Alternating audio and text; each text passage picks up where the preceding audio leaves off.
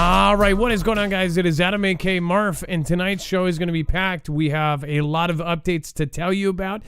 Very strange things have happened since last night's show, so we'll update you on that and much, much more coming up in just a second. So stick around. This is a live show, and tonight is a call-in show, so you can call in 224-400-MARF. We'll be right back right after this.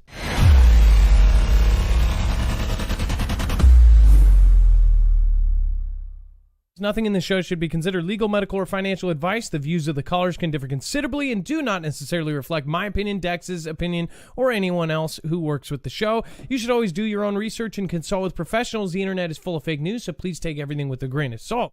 If you have not already, it helps us out if you end up going through any of our affiliates, and it helps you out if you end up protecting yourself against cybercrime. NordVPN is one of the best and one of the easiest to use. If you do not have a virtual private network, it protects your IP address, which is your online identity, which actually connects to your real address and everything else.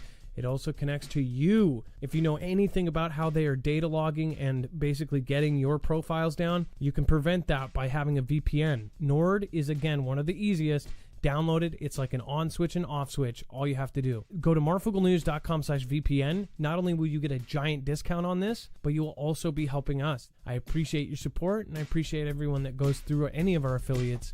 Can't say thank you enough.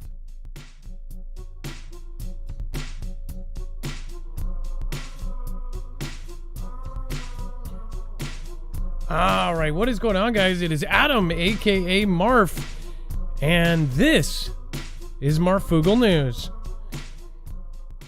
All right, if you are new here, remember this is a live show and anything can happen. Remember, you can get live notifications from us over on marfooglenews.com when you head over there. Not only can you get our notifications from us, not the platform, but you can also sign up for our email alerts. That is over on marfooglenews.com. Now, also, if you are new here, you might not know that we make a bibliography of every single show. So if we show you a picture, a document, an article, a video, anything, a tweet, we are going to make sure that we give you the source right over on our website. Now, when you go over there, it's very easy to navigate. It is all done by thumbnail, so you will look for this thumbnail, one snip, and kaboom. And then, of course, tonight's show is called Predictive Text. Once you click on that, you will see it will actually bring you to our website with all of the sources for this show. That way you know exactly where these stories are coming from. Now, below this, there is an entire other show here. Once you hit a big yellow bar that says web-only content, that is essentially the stuff that is too hot for TV, the stuff that we can't stay neutral and cover. If it's too far to one direction, that will all be down there. Now, of course, on the right side, if you do want to support us, we're independent. We don't have a multi-channel network. We don't even have a multi-billion-dollar company behind us.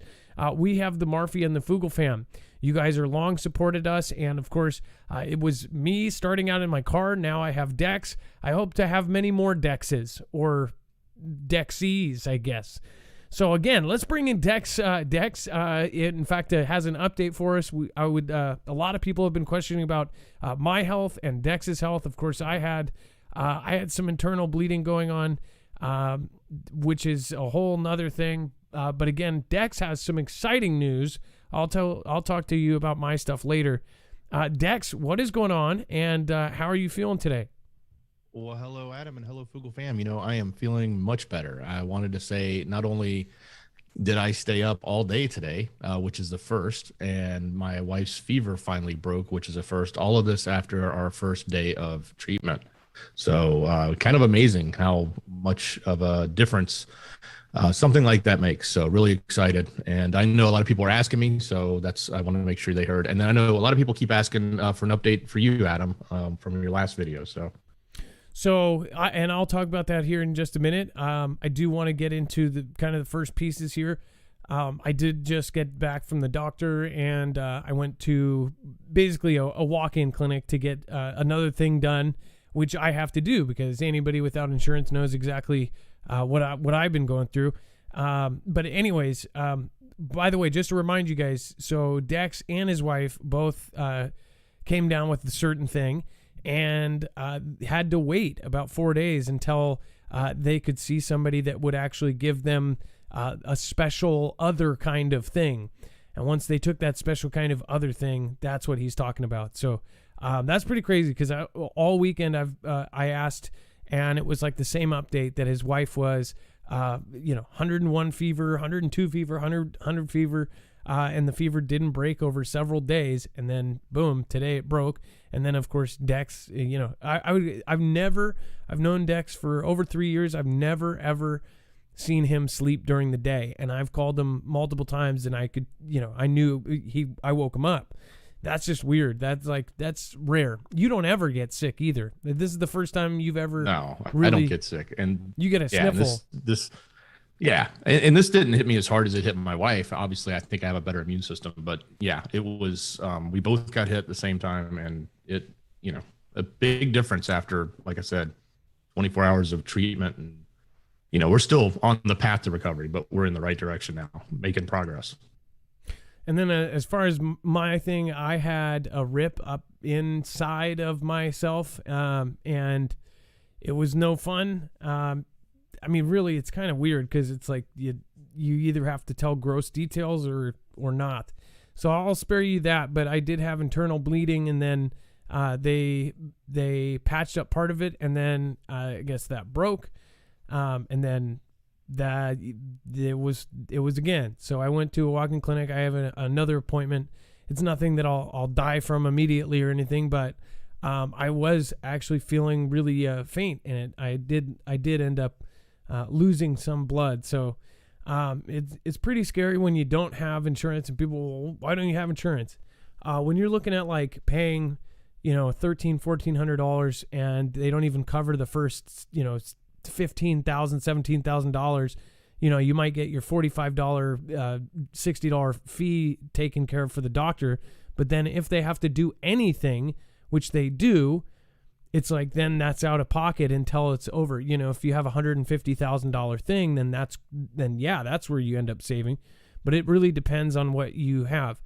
Some people fall in the middle. If you're, especially I feel all of the middle class folks that are dealing with the fact that you're not flat broke, but you're not rich, and you're right in the middle, they really screw the middle class, and it's really quite screwed up what is happening right now, and especially with what is just going on with our whole healthcare.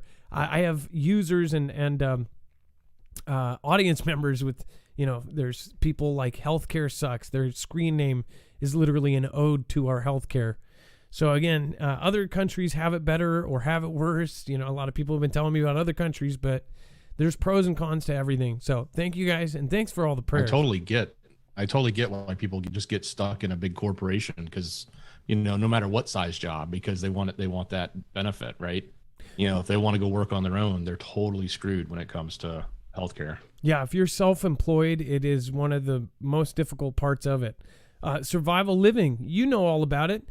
Thank you so much for your support. Tight Winkle, thank you so much for subscribing. Provoke Your Thoughts was the last one out. Says, thank you, Dex and Mods, for all you do.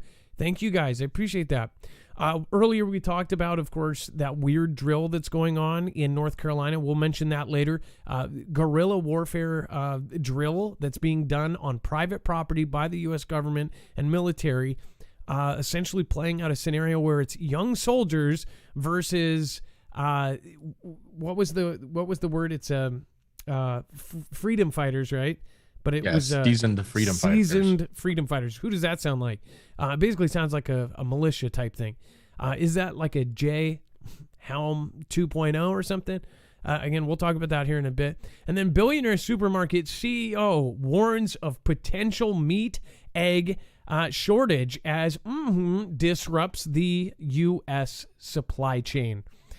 It does get old as far as, all we have been hearing for now months has been supply chain this, supply chain that.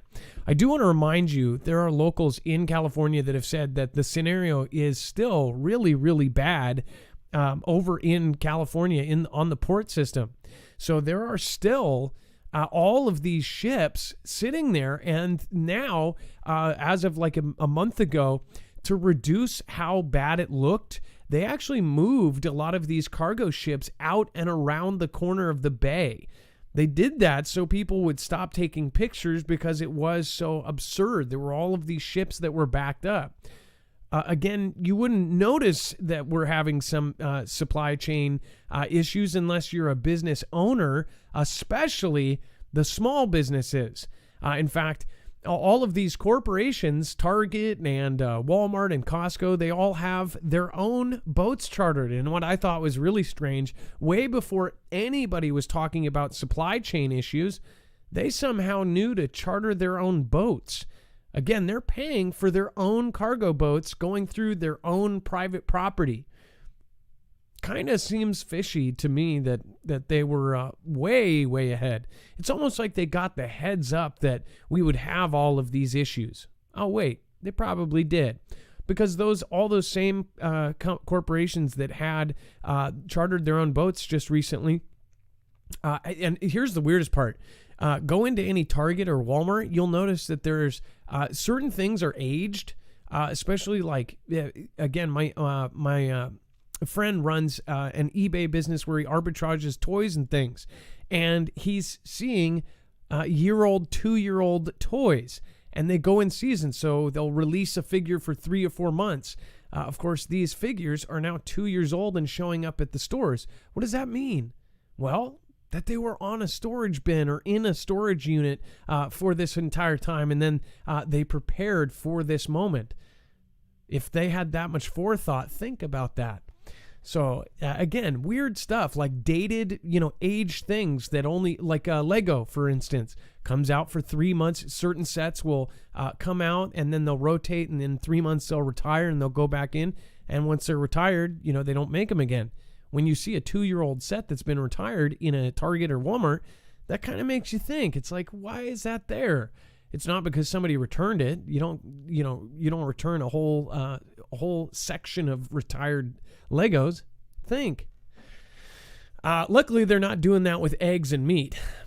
But it says that the ohm is taking its toll at different levels of the supply chain, whether it's the warehouse, whether it's the selectors, the drivers, the loaders, or others. It says, and as they call in sick, there are interruptions in the systems. And again, they're saying call in sick, right?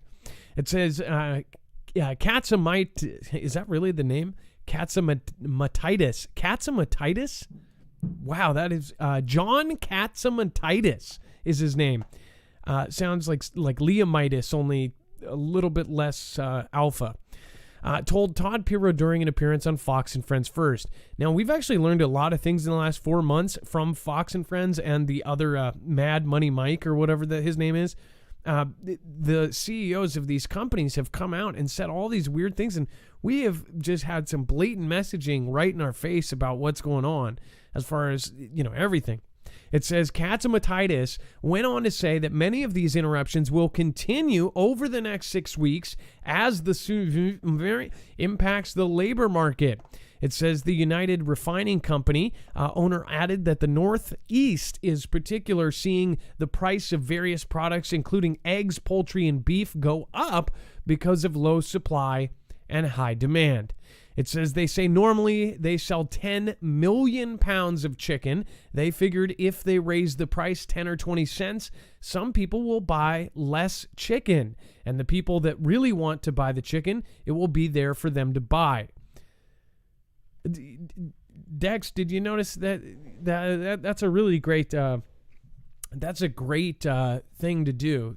People are already broke. Oh, well, we have short supply, so we'll raise the price so people will buy less of it. Or if it's an essential thing like food, people will still buy the same. They'll just go broke doing it. He says he added that the price hikes and supply chain shortages have been exacerbated by the rising cost of oil, which is necessary for transportation. Meanwhile, Egg Innovation CEO John Brunquell, who acquired the first U.S. patent for reduced fat and cholesterol eggs, echoed Katsamatitis' sentiment on Fox and Friends, with co-host Ainsley Earhart warning that an uptick in demand coinciding with labor, freight, and vendor issues may soon hamper egg supply. So, and Adam, they're raising the prices. I mean, that's the first step in trying to stop the problem, or at least create a fix for the problem. But if that doesn't work, then you're just going to absolutely see shortages. But, unfortunately, what we see though is a lot of times they'll raise the prices on this stuff to try to, prevent people from hoarding it or buying it quickly. And then they'll never bring the price back down when the supply meets up, at least not for a while. And then they're just making tons of profit, which is unfortunate, but it just seems to happen. Well, do you think if people get used to paying that and they get the same numbers they were getting before they price hiked it, do you think that they're going to lower it? You think, it's selling all the same, but, we feel bad. We just raised it a whole lot because of the supply and demand. But wait. Yeah, no, I doubt it. I mean, the only chance you have there is if there's enough supply that the individual companies want to start competing with one another and they try to drop prices on sales to compete. But yeah, it's one of those tricky slopes. They're going to do it, and then we're probably going to be stuck with a higher price. We'll probably never see a lower price again. Well, and I doubt it, especially in the Northeast as well. I mean, we have a lot of farms in a lot of places over here and in the Midwest, but in the Northeast, again, they're getting hit the hardest. So we said we would update you on Bob Saget. Also, just wanted to mention in general, it was like 3 of my friends, including my friend Dave, ended up saying, what's up with all the stars dying? Dex, and you also said something about it. You're like, what's the deal with this? Like, it was just funny. I ended up showing Dave, like, you literally said the same thing as him. Like, what's the deal with all of these stars dying? And it seems like it goes in kind of these kind of bursts where these famous people perish. I remember with who was it? Kurt Russell and 2 other people. I just remembered it was like 3 people all in 1 week that were really, really big names. But this has been like way more than that. It's just been one after another. And you start to question like what is going on here. And a lot of them are heart attacks. My friend Dave ended up saying that he thought it was weird. There were a few of these that were in hotels, which is kind of weird. And I don't know what Bob Saget's. I know that he was raunchy in his comedy, but was he against certain things? Like, was he speaking up against things? I would see him doing that, or was he to one direction or the other? Does anybody know? Like, I haven't seen any of his recent stuff, but I know somebody like if Jim Brewer, famous from Half Baked, and he's a famous stand-up comedian. If somebody like him had a heart attack in a hotel, I would start asking questions. Again, because he questions a lot of things. But again, what is up with all of this? Is it because of what's happening right now? Is it because it's that season? Or is it something else? It says, and again, mentally, we're all thinking like death. Or is it just normal? Or do they pick these certain times when they want to really push and put it out there and put it in the front page of everything when the cycle is slow, or when they're trying to use it as propaganda to make us think about death, right? That could be a good fear tactic. Because people die all the time, especially celebrities. Celebrities die all the time, usually just, when it's the really famous ones or the ones that were household names at one point. Those are the ones we pay attention to. With this, it says... Or they're... Go ahead. You don't hear about it. Yeah, or you don't hear about it, Adam, because they're no longer as famous as they used to be. I mean, no offense to them, but if they get really, really old, they're sort of out of the limelight. So even when they pass, people sort of roll their eyes and move on. It might get a mention here or there, but you don't get, I totally agree. There has been just name after name after name. And I mean, sure, Betty White was old. She was but there are plenty of people, right, that we have seen just name after name after name that are, it's just kind of John interesting Madden. to look at. I'm not going to, over and over again, name after name that have died. Now, they say he was potentially battling the thing that's going around. And now they're saying it's possibly, a heart attack or a stroke. So I don't know if maybe, he had a blood clot or something like that, because I know that's one of the things you can get from that. Not from the, the CV, they're saying. So I know they told me to take aspirin. So I don't know. I mean, I guess we'll never fully know, but they're going to come out and give us some sort of report on him. And it's looking like a heart attack. At first, they said that there was no signs of foul play or drug use, which is kind of surprising. I was never, ever going to be surprised if somebody like Bob Saget, was found in a hotel with several people and, just the whole thing. I'm sure most of you went to the same place when you heard. I feel bad. I feel like I blush every time I say his last name. Something about it just he's just one of those. And then UAP caught during live SpaceX launch. This is one of our mods caught this, so I'm going to try to zoom in. This is Ilea's catch, and this was watching the SpaceX launch. I think I said ISS last time, and I was incorrect yesterday. So I told you guys that we played this during the shoutro. I wanted to make sure that we played it on the main show. This is Ilea, our mod, was watching, and she actually caught something really interesting. Now, at first you could say, oh, well, maybe it's a satellite going through and under. One, if that was going almost directly underneath the path of the rocket, then one, that would be, I don't know, would that be a near miss or something? But two, it looks like it goes different speeds, but that may just be the angle. I don't know. But it's definitely very clear when you watch this video yourself. By the way, for Love of Country 1, thank you for your massive support last night and tonight. Big support from For Love of Country 1.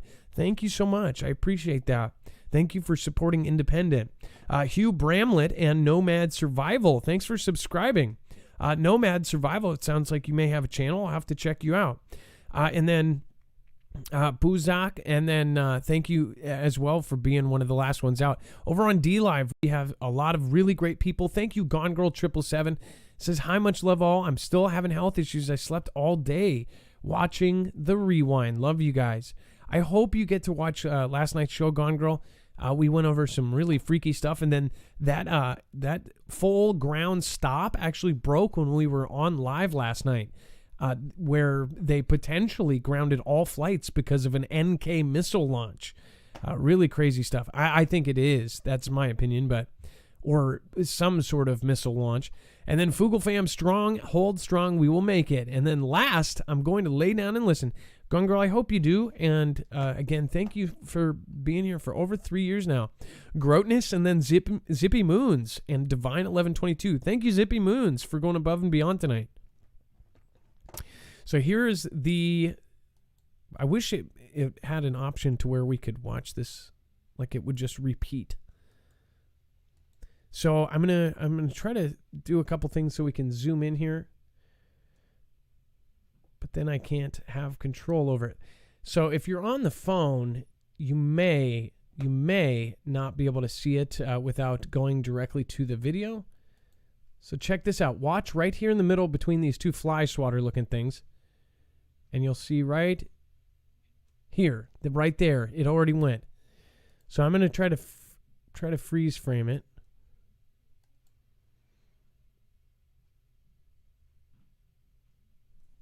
Let's see.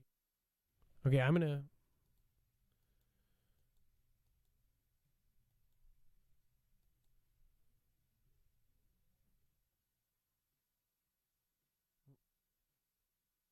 Right about here. It goes right here, and if you can see my mouse, will you guys please confirm you can see where my mouse is? It goes right here. It speeds up, and it goes, choo! And let me turn up the... This might slow down things, so let me turn it on a little bit slower, and then let me turn up the quality. So this might, it's only letting me go to 480, so let's see if we can still see this. I think it might have been lower than that. Let's see here. Let me, I want to make sure I don't play that. Okay. Okay, yeah, you can see it a lot better with this.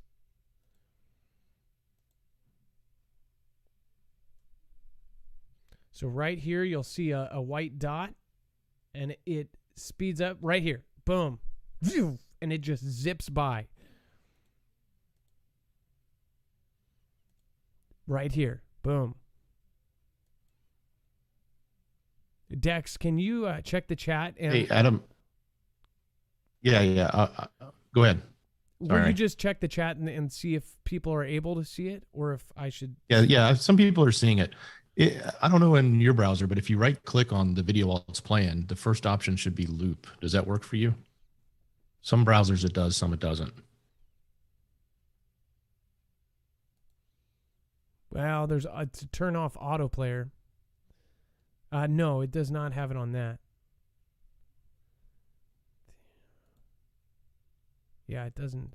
Yeah, no, it's right in the middle of the video. You right click on it, but that's okay. I was just trying to save you the hassle of restarting it. Let's see. Let's try to zoom in as much as we can.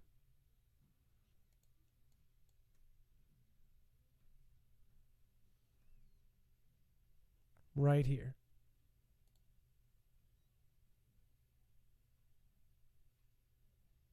Boom. What a trippy catch. If you want to investigate this again is on Ilea's channel.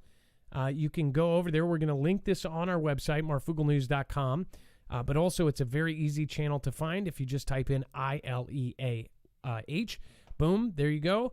And, of course, this was caught just a couple days ago and uploaded on the 7th. So make sure to go check her out and make sure to subscribe. We should try to get to Ilea to 1,000.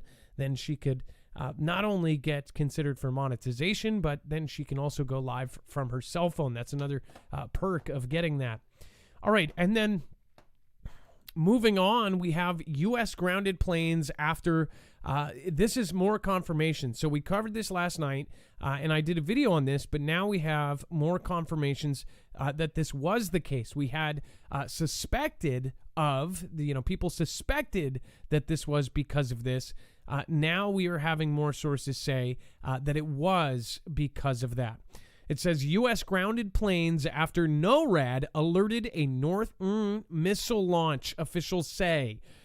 So that is really, really odd. I mean, it's obviously they didn't do this every time they launched over Japan, right? This was facing us, or something was going on, or this is a cover for something else. What do you think this is? Let me know in the chat below. Put a comment down below. This is really some crazy stuff, because this is a giant deal as far as the financials and how much this damages us in just a few minutes of having every flight grounded. Could be absolutely horrible. I can't imagine how many people ended up being delayed or missing things or getting held back. It cost millions and millions of dollars to do this. It says a ground stop was issued to some pilots for a short period of time. So again, it says it's funny how they keep changing. It was an all ground stop, and then they've changed it to some pilots for a short period of time. Some say that it was up to 4.5 hours after this. But again, that was different. Like Oregon. Oregon had much longer ground stop, and then LAX, they say that it was way longer than this, and it was all planes. So it says, following a North American Aerospace Defense Command alert of a launch of an NK missile, it says a U.S. official said on Tuesday. The official says it was not a national ground stop and may have been issued by a regional air traffic control facility. The Federal Aviation Administration, responsible for the nation's air traffic control system, and NORAD have not responded to CNN's multiple requests for comment on why some pilots were ordered to land and prevented from taking off from multiple West Coast airports on Monday afternoon. So they're saying that they still haven't officially said that that's why. But this coincided with a launch. Most people are saying, okay, this is what it was. The ex-Navy SEAL that I talked to said that this is a plan. This was all. They said that he doesn't know about this, but he knew back as far as the 90s when he was a Navy SEAL and in the early 2000s. If they were to have something launched at us, the first thing they would do is do a ground stop. And he's seen the physical plans. They've drilled for it. They've done that. They did mock simulations where that had happened.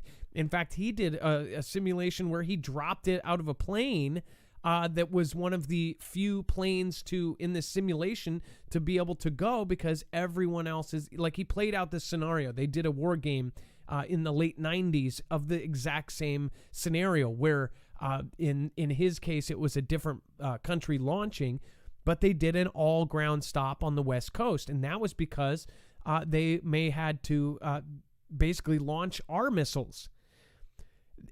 Here's the thing. We could have had our finger on the button. We could have, almost annihilated NK yesterday, but nobody will know. We don't know how close we just got to basically wiping out a people, but nobody will truly know. And even if they come out with something, nobody's really truly going to believe it. There is also a chance that this was something far worse, that something big happened and it kicked off something and we don't even know what the result of that is. That's the worst case scenario. That's the one I hope it is not. Because with everything that has happened in the last few weeks, which everybody in the mainstream is, people think that everything is going good right now. I want to remind you, we were in negotiation talks with Japan when Pearl Harbor happened. And who knows what involvement had from any agencies, including our own, in that event, right? Well, we definitely see a lot of weird things going on with what is happening right now. We have Russia, China, France, the U.S., all of them are agreeing. They did a basic agreement. They basically agreed that a nuclear war could not be won. And they said, we're going to try to not do it first strike. This is after Russia asked NATO for a guarantee for their safety. And from what sources said is that Russia thought we were going to do a first strike on them. I don't think that's only just because, Senator Roger Wicker, the second-hand man at the Armed Service Committee, I don't think that's just because he was all over Fox News saying, it's on the table, first strike, we'll hit them first. And, that was crazy. Russia responded to that. They said they wanted to guarantee their safety. See, there's two different, views of this. Some think that Russia is the aggressor. U.S. and mainstream news is making them out to be the aggressor. Russian news is making us out to be the aggressor with our allies, that we want to get our missiles right up in with NATO and allies right into and on Russia's border in Ukraine. And Russia wouldn't want that just as much as we wouldn't want Russia putting missiles in Mexico, especially fast missiles or defense systems that could basically make our nukes completely null and void, because there would be no MAD or mutually assured destruction if they could knock ours out before we could even get it up in the sky to get theirs, right? So there's a lot of things happening, and then this national ground stop, this is another weird thing, like the Hawaii missile alert, where they changed the story and then they changed it and they changed it. I think that this one is there. I would think that they would want to investigate this. I would think that because of the money it cost, even for the short amount of time that it closed down, I would think that they would be asking questions. I don't think any of you should stop asking questions. I think we should all be asking questions and never stop. I did forget. I wanted to make sure you guys know you can call in if you have an opinion on this. 2244-00-MARF. That's again 2244-00-6273. If you forgot, that number is going to be scrolling down below me the entire show. If it's your first time, I highly recommend you call in.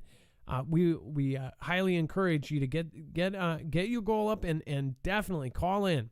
We want to hear from new people, especially military. Right now, it would be lovely to speak to some military folks tonight.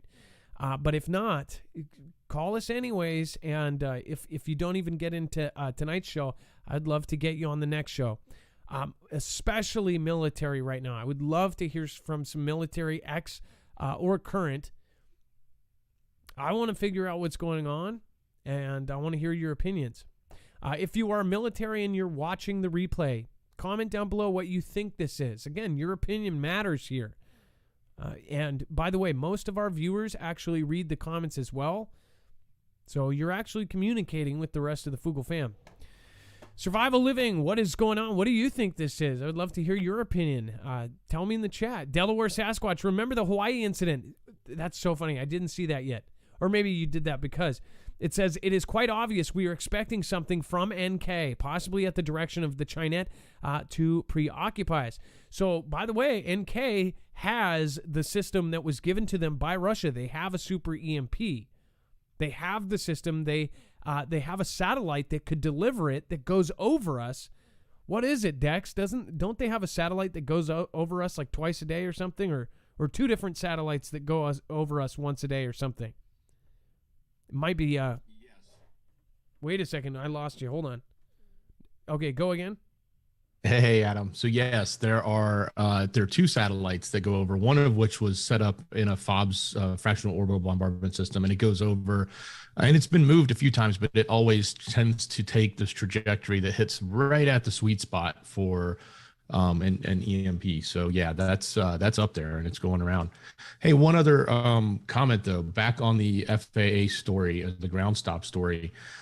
While NORAD came out and made the announcement, and others had made the announcement of the launch, none of them want to actually stay there to blame for the ground stop. The only person that's actually come out, and I put the tweet in screener, is the FAA. They came out and said, yes, we did the ground stop out of abundance of caution. So they're the ones now, or the only ones as of now, that are taking responsibility for it. And it's still a mystery, right? I mean, like we all know that it coincides, and we all know that NORAD made the statement, and we know that the FAA now is taking blame for it, but they're not saying definitively it was because of NORAD. So it's kind of really interesting the way they're bouncing around this topic. And so they're not telling us what officially happened, and we know that it was issued for 5 to 7 minutes. They were being told to do a national ground stop.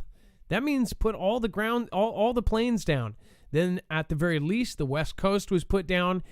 This is bigger than anyone realizes, and I think that something happened. Maybe they had their finger on the button, or we had a close call. We had one of the closest calls in a long time if it got public like this. This is a big deal. It says a spokesperson for this. Well, actually, let me go up. It says another recording of the control tower frequency. This is a recording in Hillsboro, Oregon. Captures the controller telling the pilot of the Cessna to land, saying, we just got a notice that we need to do a national ground stop. That's not even regional. That's a national across the United States. Why would they do a ground stop? Possibly launching stuff, only having military planes up, or if they wanted to catch anything flying above us, say Chinese planes, Russian planes, and NK planes. I doubt that. Maybe if they needed to spot something that was above us, if we ground all of our flights and something's still up there, it's not ours. I don't know. Something is really fishy about this. And just like Timothy Cunningham and a million other things, it's getting logged into the back of my brain. And I've updated our website and put the official FAA tweet, the same one. I think it's in screener for you if you want to show it, but that's the one that they put out, where they take responsibility for it. And now they say it's only the West Coast. Yeah, it's very, very strange that they keep changing it now. Here's the tweet. Remember, follow me at Marfoogle. I will end up, I'll retweet this as well. Remember, you can follow us over here at Marfoogle. Here is the FAA statement on West Coast ground stop for some airports. As a matter of precaution, the FAA temporarily paused departures at some airports along the West Coast on Monday night. Full operations resumed in less than 15 minutes. You know, the other thing that this could be is somebody possibly hijacking a plane. This could have been another attempted September 11, but we don't know. And we're not going to know. The FAA regularly takes precautionary measures. We are reviewing the process around this ground stop as we do for all such events. And I guarantee you they'll put out some fluff redacted piece, or possibly a completely redacted piece saying that it was a Homeland Security thing and they can't talk to us about it. Or they will try to minimize it so much that they'll only put an online release, which they've done before, where they just put it on their website, deep buried on a .gov site. And then, of course, somebody will find it, and then alternative media will take it. So I'll retweet that. Again, make sure to go over and check that out. All right, and then let's see here. All right, and then let's see.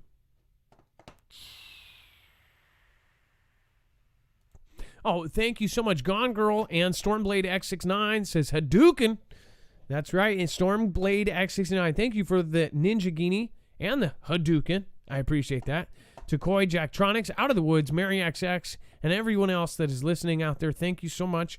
Everybody that's working in a warehouse, driving a truck, doing a legal case right now, whatever you're doing, thank you so much for watching.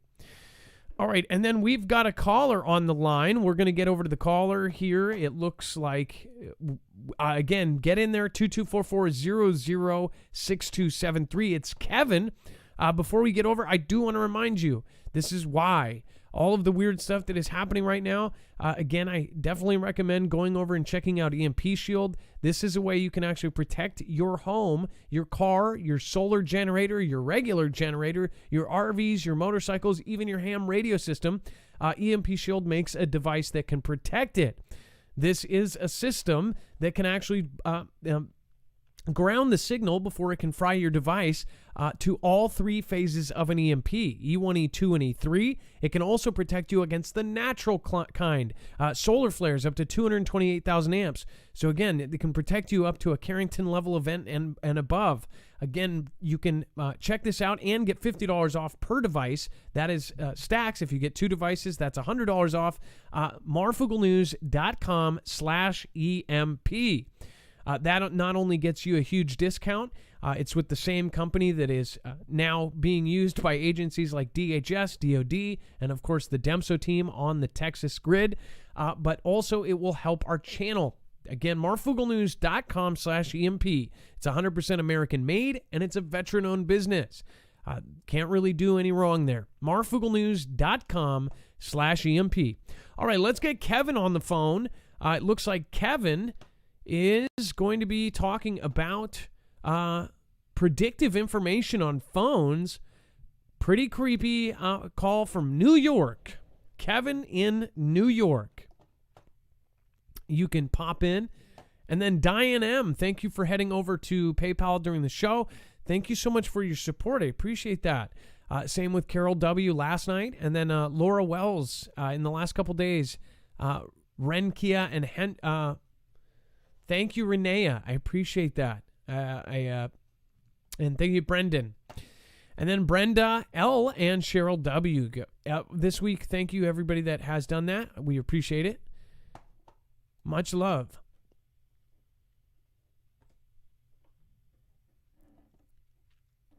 And it looks like Kevin. Hey, Adam, looks like we're having trouble with Kevin. So if we can't get him on, let's come back in just like one more article, and we'll either have John or Kevin on. Okay. All right. Perfect. Australia spends and remember the number is 2244-006273. Just press option 4 and you'll get Dex Live. Australia spends $3.5 billion to purchase 120 tanks from the United States. Okay, so we're adding this to basically the quick purchase. Remember, Australia had a deal with France. I believe it was France, correct? That was essentially, they had a deal with them to make their subs. Well, they canceled that and they went with the U.S. Why? Because they needed them now. So now the U.S. is doing a deal with them where they are doing multiple subs, and they are doing them now. These are nuclear-powered, nuclear-capable submarines. Why did they need them now instead of in 13, 14 years when the French were going to give them to them? Don't know. It caused a big kind of turmoil between them and France, but why are they doing it so quickly? Now, Australia has spent $3.5 billion getting 120 tanks from the United States. It looks like Japan and others. Japan just bought a bunch of F-35s.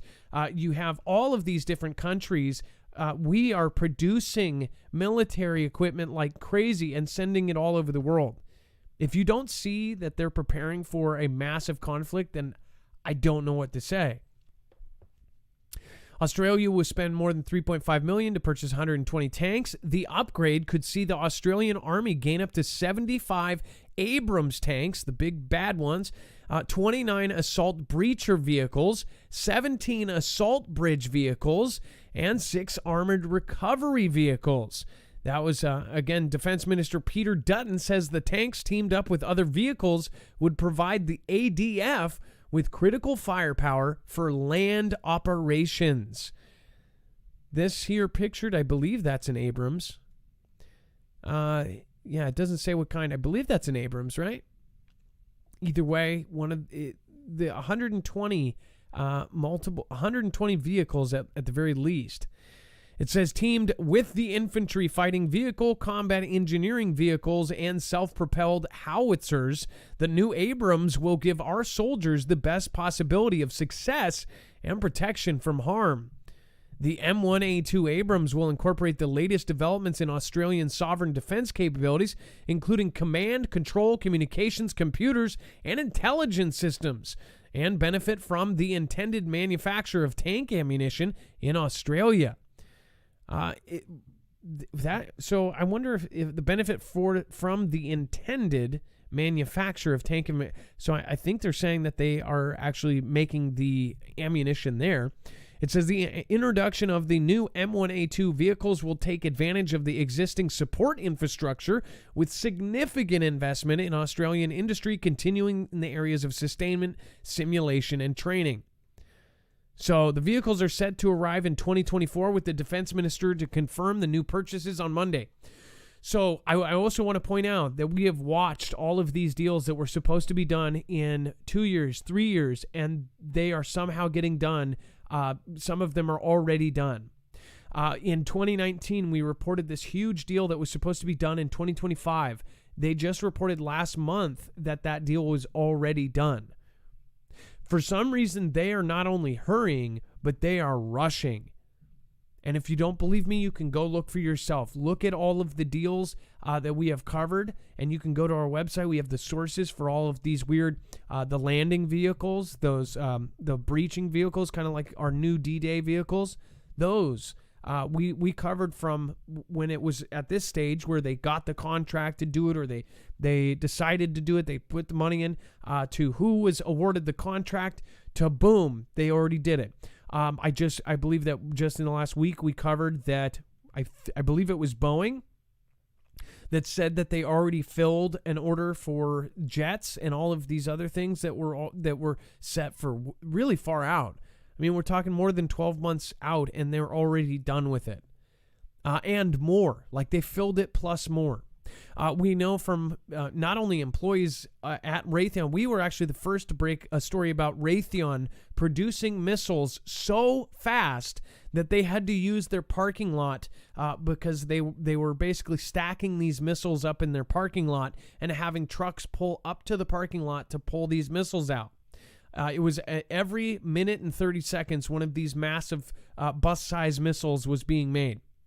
We knew because we actually had a Fugel fan member and mod that used to do the wiring. This woman did the wiring for the nukes. That woman basically did the harnesses that go inside.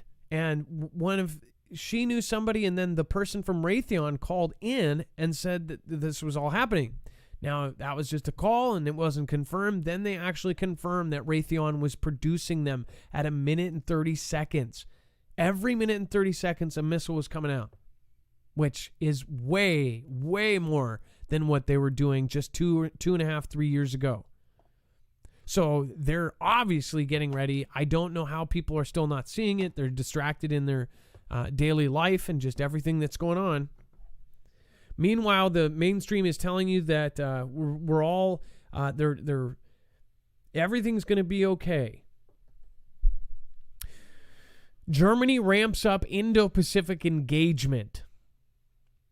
It says after 16 years of Angela Merkel's leadership, a tight race on the from night, and almost 2 months of coalition negotiations in Germany, the Social Democratic Party, or the SPD, returned to power with Olaf Scholz, the new chancellor. It says with the Greens and the Free Democratic Party, they have formed the Ampel Coalition. Traffic Light Coalition. It sounded way cooler in German, but okay. The Federal Republic's first ever three-party governing arrangement.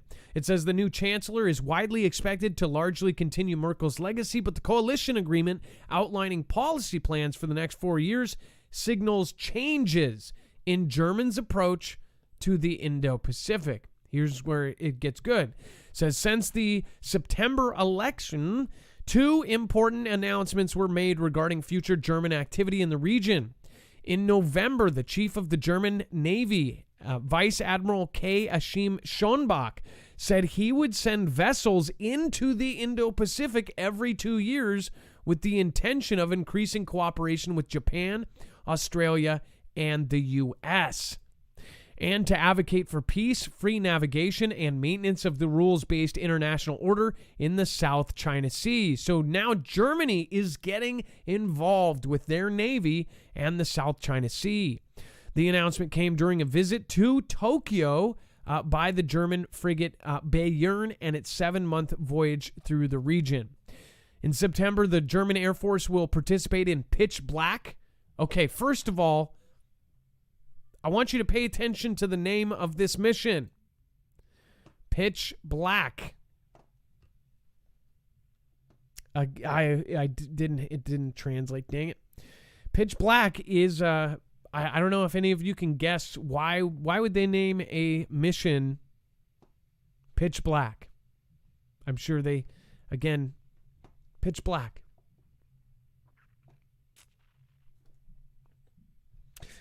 I'll let the smartest people in the room say it in chat. A multinational exercise hosted by the Royal Australian Air Force and scheduled to take place over northern Australia.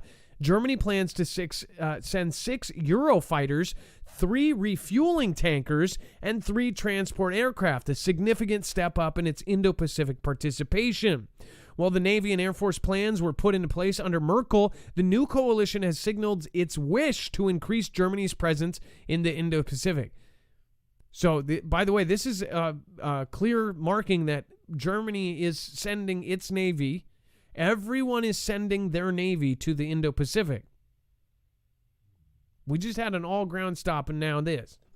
If the Scholz government stays true to that promise, then we're likely to see Germany engage with more confidence, bluntness, and interest to intensify cooperation with regional nations.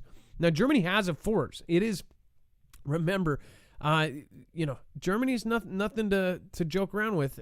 Now they are actually on our side this time. So they are heading out. The coalition agreement aims to strengthen cooperation on multilateralism, blah, blah, blah, protection of the climate, odd one, and then trade and digitalization, expand cooperation between the EU and ASEAN. The agreement specifically seeks increased cooperation on multiple levels with Australia, New Zealand, Japan, and South Korea as value-based partners. Basically, they're finding value in everybody needs everybody in this one. If the coalition contract is to be taken at face value, German engagement with Beijing may be blunter than that of past administrations. Basically, they're kicking it up a notch. All right, Dex. Do we have John, or are we going back to Kevin? Let's try and get Kevin on. All right, perfect. And then we'll talk about the UK military chief warns of Russian threat to vital undersea cables, which we talked about. In fact, one of our Fugel fam members, active military, just warned of such a thing not more than a month ago, around the same time that we had a mysterious thing go off on, I believe it was the coast of Scotland, where that it was like a underwater submarine detector cable thing got totally destroyed and pulled or something. And they thought it might be something just like what this is talking about. And Adam, it looks like we're still having trouble with Kevin, so we're going to try John next and see how that works. Okay, no worries. And then S50014 plus 81. That is a screen name. Thank you for subscribing. Joseph Newhouse made a video relating to a tweet from Dr. Heiser, a Hebrew scholar, and a Russian rocket in the Tree of Life Genesis 2. Check it out. I will, Joseph Newhouse, and thank you for the support. All right, we've got John on the phone. John, how are you doing tonight, and what's going on? Oh, no, I'm doing great. I could be richer, but, that's a lot of people. How are you? Absolutely, and you're calling from Tennessee about the NK hypersonic missile launch, or possible. What's going on with that? Yeah. So, it's somewhat related, in my opinion, to the conflict that is simmering and escalating with Russia and Ukraine, because the Russians are viewing what happened in Kazakhstan as an American plot to divert their attention from Ukraine and just as a way to needle them and to further back them in a corner. Well, Russia has a relationship with North Korea, as you've talked about before yourself, and I don't want to overstate it, but the prior launch, the launch of an ICBM before this, was, according to the South Koreans, they didn't think it was actually hypersonic capable. Well, within a week, and after we've allegedly, according to the Russians, just pissed them off even closer to midnight on the doomsday clock than ever before, all of a sudden, the South Koreans think actually this recent launch that caused the ground stop was hypersonic capable. And I mean, how do you accomplish that in a week? So, I just wanted your thoughts on that and see what your opinion on it was, because that seems like a really good, counter action if you're the Russians and you really want America to know you're serious. So what are you saying, that they may have given it to NK and saying, hey, if you do anything, we'll have NK launch it? Well, I out of nowhere, North Korea, because as you were discussing, the Russians gave them this EMP technology, and then all of a sudden, the North Koreans are hypersonic missile capable, not just traditional ICBM capable, which I believe we have some capability of shooting down in theory. In theory, it's alleged that we're actually very unprepared for that, but I do know in theory we could shoot one ICBM down. But if it's a hypersonic missile, especially if it had an EMP warhead, which would be far more effective than anything they could actually put on there by itself. I mean, even the administration being, perceived as senile, even they would have to notice, oh, wait a minute. We can't just push them in a corner, but, maybe that's overstating what has happened. But, to me, it kind of had the markings of a serious retaliation from the Russian side for what's happening in Ukraine and Kazakhstan. Well, some say that the Kazakh in general was something that was possibly pushed by the U.S. And then, of course, that somebody is supplying these, massive weapons. Now that whole thing, some said that was actually the whole Kazakh thing in the first place was an answer to when Russia asked NATO for guaranteed safety. Some said that within 30 minutes, there was this major event that happened in Kazakh and started everything off. And there were major reporters basically seeing all this stuff pop off. All of these weapons came out. They had, rocket-propelled grenade launchers and all these things. And it's like, this is a protest with rocket-propelled grenade launchers. Obviously, something was going on behind the scenes. Whether it be RCIA or somebody something was going on. Who knows who was supporting, but again, this is something that civilians will never get until it's too late. So it's like we have to look at this and go, maybe we should get our ducks in a row and really prepare just physically and mentally and spiritually for whatever that may come. Not be afraid of it. Just know that we could very well be in another time, just like WW2. Everybody did their part. So people need to be mentally ready for that. Oh yeah, I completely agree, especially if you turn to the spiritual side of things. All these events are so big, and we're all just individuals standing against it. It's really helped me, especially because I live next to Oak Ridge. So if anything mushroom soupy happens, I'm probably going to at least be getting third-degree burns. But I personally, like you said, no one is prepared. Right now, so little information is being conveyed to the American people. You don't know what's really credible or not. Like, are the Russians really evacuating strategic resources to their Washington, D.C. sized mountain underground super bunker? Is that really happening? If it is, that seems to me to mean that the Russians are taking this far more seriously in a Bay of Pigs type of way. I mean, not a Bay of Pigs, Cuban Missile Crisis type of way. And everyone here is like, whatever you want to say they're focused on, it's clearly not, is there about to be mushroom soup all over the world? Okay, so we do need to explain. I don't believe I actually covered it. So, and by the way, I was watching this, and the only reason we didn't is because I could not confirm it. But I do want to explain to people exactly what you're talking about. There were claims, and I believe I mentioned it. I did tweet out some stuff on this. What's crazy is, but way before that, a few days before that, I was watching these flights, and there were, in fact, if you remember, on Twitter, I said, interesting, the most watched flights right now. This was at the time that they had the Russian rocket up in the sky, and it was questionable about where it was going to land. People thought that it already landed, but it was really NORAD saying that it entered our atmosphere.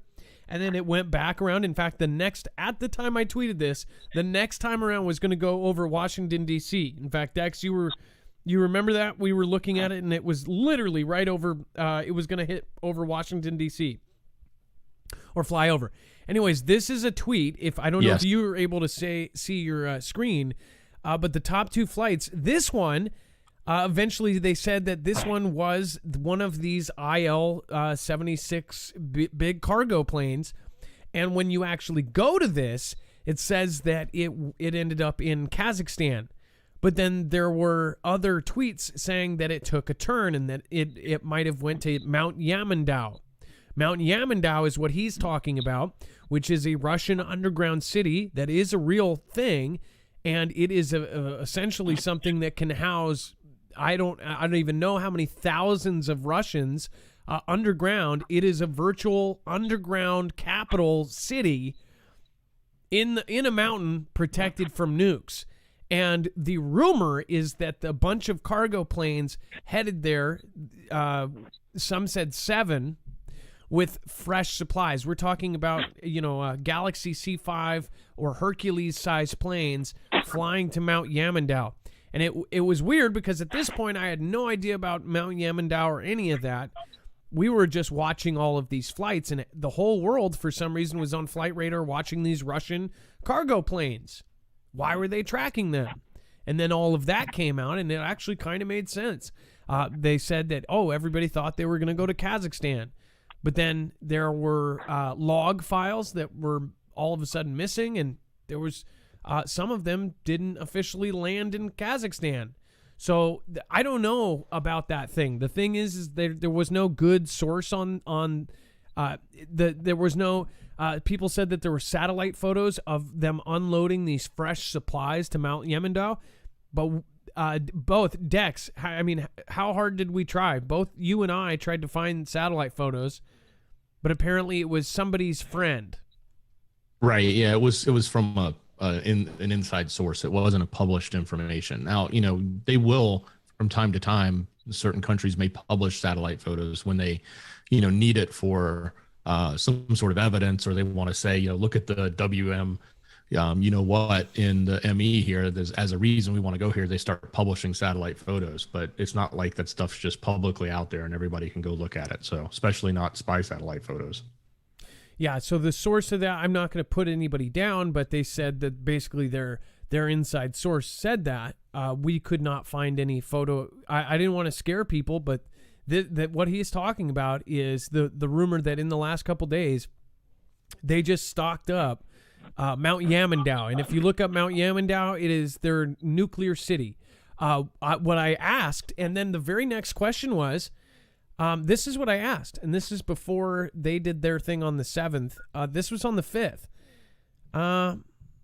I said, can somebody get on and see if we have any of the Doomsday planes up? Yeah, this whole situation was just really fishy, just really, really weird stuff. So yeah, did anybody find out about that, by the way? If you did, give us a call, 224-400-MARF. So I'll give the mic back over to you. Again, crazy stuff, huh? Yeah, I mean, because like I said, it might not end up being true. It could have been that they were just supplying it with toilet paper and it had no political meaning at all. But the media, who back in the day, you had to force them to do it, but they would, if you backed them in a corner, report what they're supposed to report the right way. Now, would that necessarily accomplish any justice? Not necessarily, but people were aware of things. People knew during the Cuban crisis that duck and cover underneath your school desk, as ridiculous as that is, I mean, they were at least aware that, hey, this is going on in the background of your life. Whereas right now, are those supplies going there? Or are they not? We have no idea.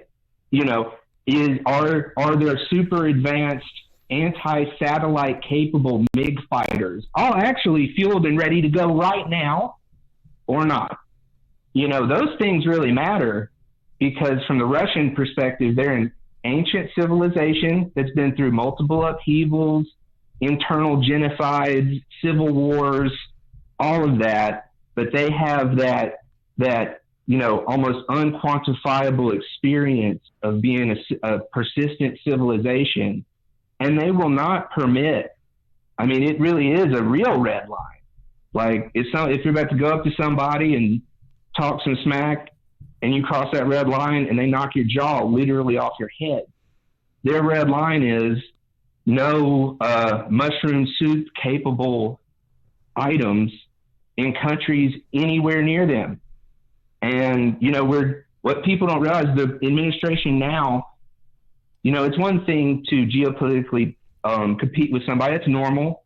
The Russians are against that. It's another thing to, in my opinion, be pushing us towards, a worldwide conflict. The third one, the one where the only thing that survives might be autonomous weaponized drones that keep bombing the earth for 10,000 years or however long we can build them to last, but we're not getting any of this information.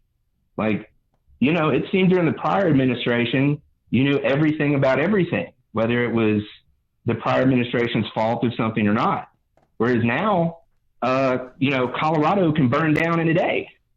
And it's almost like, oh, well, that was page 2. And a week later, it's page 17. And now people probably think that happened last year for all of the impact it has.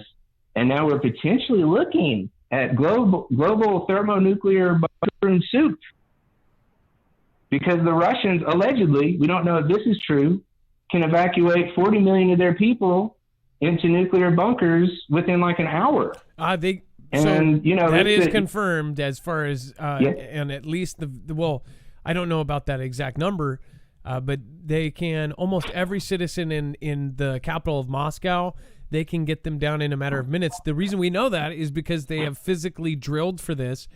We have not. Like you said, back in the day, they used to tell you get under your desk, as stupid as that was, and basically kiss your cheeks goodbye. That, at least, they were telling you about the risk.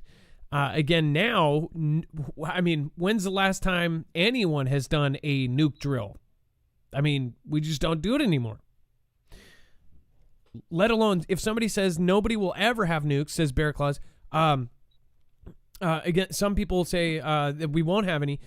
You don't even need nukes to knock out a city anymore, because now they have the FOB, the FOAB. That thing is so big that will knock. I mean, if you had several of those, that is a non-nuclear boom boom that can just take out, whole areas. So, well, and Adam and John, if I can interject, this is Dex here. One of the things that I sort of struggle with this whole Ukraine and whether or not we'll put nukes there argument is that when the current number, according to Arms Control Center.org, is that we have about 100 U.S. owned nukes that are in 5 NATO member states that are Belgium, Italy, Netherlands, and Turkey.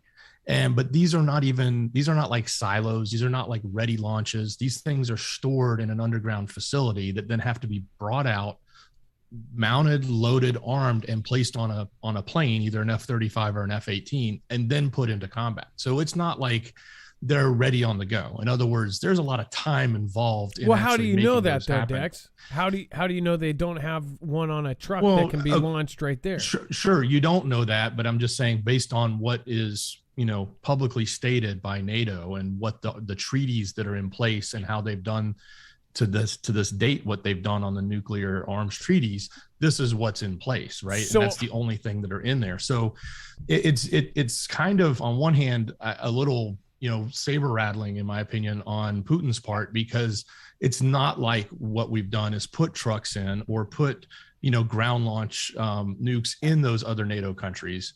So, and I get it. I totally get it. He doesn't want them in Kazakhstan. Or he doesn't want them in the Ukraine. But right? the other part is that they have the hypersonic speed that can hit us in so many minutes. What I've heard, and then Putin said, there was him talking about if they get a certain type of missile in Ukraine that can hit them in 7 minutes, it will beat their hypersonics. And them putting it there would be strictly because they're responding to the fact that Russia can hit us first now. But we don't know what the truth is. I get what you're saying, though. So Belgium and all these other places, they have it there, but they didn't go in. Why wouldn't we upgrade put that? In permanent why wouldn't ones? we put silos in there that would launch immediately? Why wouldn't we put these other things in there on trucks or et cetera that would launch immediately? Well, probably because we got subs that roll right up next to, their front door and can hit Moscow really quick too. So we have other means. So I don't know that necessarily Ukraine is all of a sudden we're just pounding our fists to go roll in, nukes into the Ukraine, because we're not rolling them into any of these other countries that would be fairly closer, and not closer, but close enough to make a difference. Unless it's a response, unless there's something we don't know about. Either way.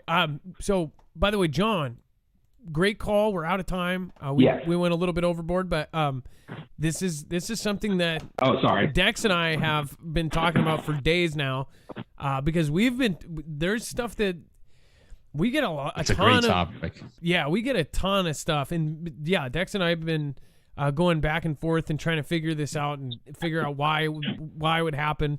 So thank you so much for calling in on this topic, and thank you so much for bringing that up. Oh, no problem, buddy.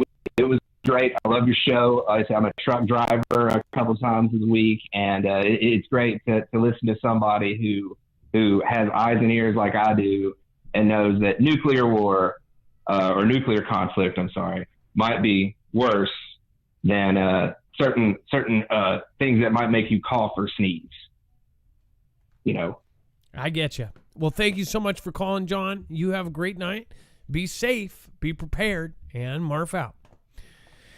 Up next, we do have Sue on on the back end, we might get Sue sooner than later. I do want to get to this. UK military chief warns of Russian threat to vital undersea cables. Now, this we've talked about for a couple years now, because the very first story that I believe we covered talked about this very specialized kind of sub that was actually released possibly by another sub or by Russian Navy, and this little submarine drone thing that could go down, and it had a huge kind of clippers or these huge machine, choppers, because these things are huge. These underwater cables, like I said, this is a picture of, I don't know if this is an animation. Again, I added in the sub in the background and other things, but that cable is kind of an animation of what these underwater cables look like, right? So Russia apparently has these very specialized underwater vehicles that can go down and chop these. What these are the connection, the hard line between UK and the US and other places. They're in several places. Here's the trippy part. One of these underwater cables that actually carried power. Dex, was it to France? Was it from France to the UK? Or was it vice versa? That just got cut. That somehow got damaged. And they don't know what happened exactly. Do you remember that, Adam? Yeah, you're and here. Yeah, it's the line between I believe it was between Britain and France. It was a power line that was used, that they shared a common power source, and yeah, so that was cut. But what was also so ironic. So that happened. I don't remember how long ago. It wasn't that long ago. But that was recent. But this warning has come out from the UK. But then right after this, another country has claimed that this has happened to them.